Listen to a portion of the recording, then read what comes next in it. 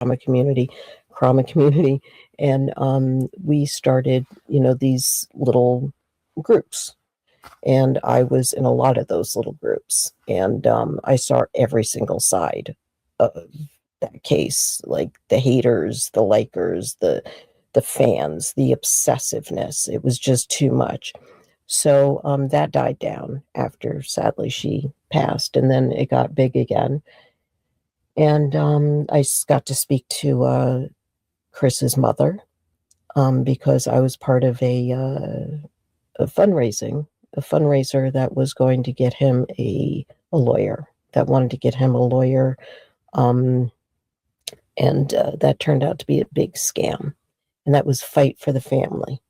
And Lana Oriani organized that. And it turned out to be a big scam. It really was. And it just, all this stuff started becoming, like too much. So I left that. And I got kicked out of some groups and, whatnot. But I always stayed friends with a lot of them. And I'm still friends with a lot of those people that are uh, part of that trauma community till this day. Offline, online, you name it, I'm there. We're there. We speak. I'm still good at their lives. Some I mod for, some I still mod for, and all that.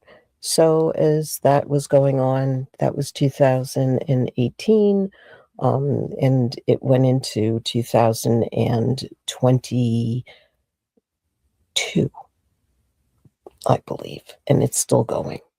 And there's a new generation that's taking on that case, and new people finding that case and talking about it. But I chose to walk away from it. And I encourage anyone that is taking on that case to really do your research and really focus on the truth, because the truth is, there's only one person that knows that truth. Well, there's a family that knows that truth. And that's the Watts.